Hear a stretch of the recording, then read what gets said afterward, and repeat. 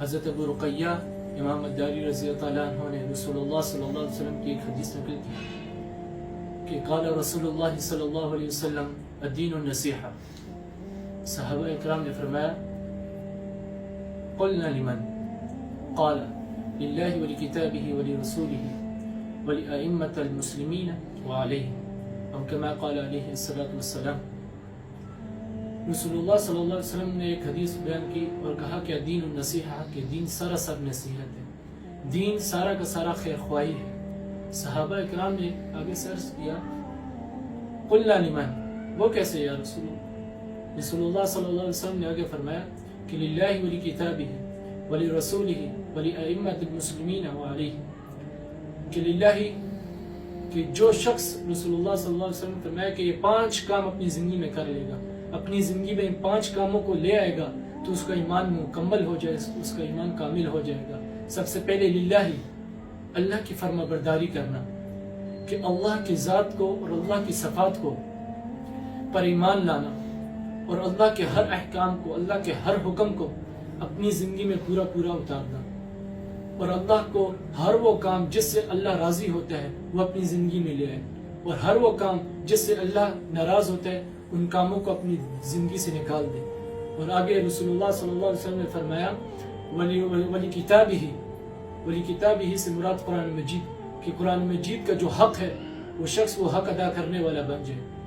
اور اس قرآن مجید کے اندر جتنے بھی احکامات اللہ نے اتارے ہیں وہ شخص وہ مسلمان اپنی زندگی میں لے آئے. اور اس کے بعد وَلِكِتَابِهِ اس کتاب کے اندر جتنے بھی احکامات ہیں ہر مسلمان کا حق ہے کہ دوسرے مسلمان تک یہ پہنچائے. وَلِكِتَابِهِ کے اندر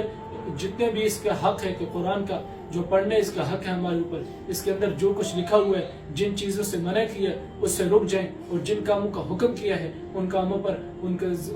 اپنی زندگی میں لانے والے بن جائیں. آگے فرمایا کہ وَلِكِتَابِهِ وَلِرَسُولِهِ، اور رسول اللہ صلی اللہ علیہ وسلم نے فرمایا کہ میری زندگی کا ہر وہ طریقہ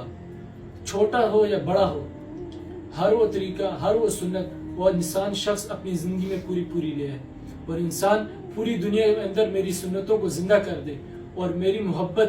اپنے دل میں ڈال دے. اور رسول اللہ صلی اللہ علیہ وسلم نے فرمایا کہ جو دین میں لے کے آیا ہوں اس دین پر وہ چلنے والا بن جائے، اور جو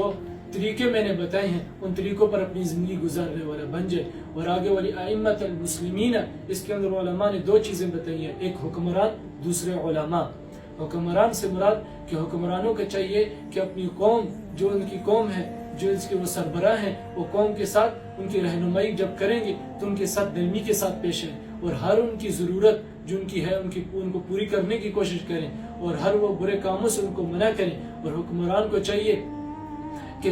جو سید، ایک اور حدیث میں آیا ہے کہ سید القوم فی السفر خادم ہو، کہ قوم کا جو سید ہے، قوم کا جو سربراہ ہے، فی السفر خادم ہو، سفر میں ان کا خادم ہے. اس سے مراد سے سفر نہیں ہے، اس سے مراد جو قوم کا سربراہ ہوگا، مطلب قوم کا جو حکمران ہے وہ قوم کا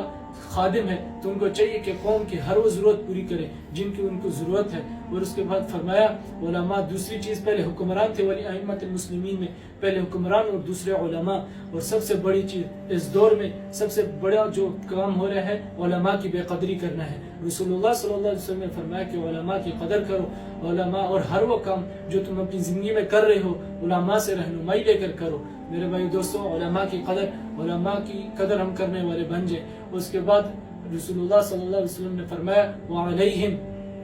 کہ ہر مسلمان کا دوسرے مسلمان پر حق ہے، کہ ہر مسلمان بھائی کا دوسرے بھائی پر حق ہے کہ جو چیز اپنے لیے پسند کرتا ہے وہ دوسرے کے لیے بھی پسند کرے، اور مسلمان ایک دوسرے کی مدد کرنے والے بن جائے، غریبوں کی مدد کرنے والے بن جائے، مساکین کی مدد کرنے والے بن جائیں، اور دوسروں کے لیے اپنے دل میں محبت پیدا کرنے والے بن جائیں، دوسروں کے لیے دل میں کوئی نفرت نہ رکھیں. میرے بھائی دوستو، ہم نے جو حدیث پڑھی الدین النصیحہ، اس کے اندر جو 5 باتیں تھیں ان کو میں بھی اپنی زندگی میں لانے کی کوشش کروں گا، اور پورے امت مسلمہ کی زندگی میں یہ 5 طریقے آ جائیں، میری زندگی میں آ جائیں، آپ کی زندگی میں آ جائیں. اس کے لیے اللہ تعالیٰ سے مانگیں گے یا اللہ میں سیدھے راستے پہ چلنے کی توفیق عطا فرما، اور جو کچھ سنا پڑھا اللہ تعالیٰ اس پر عمل کرنے کی توفیق عطا فرمائے. وآخر دعوانا الحمد للہ رب العالمین.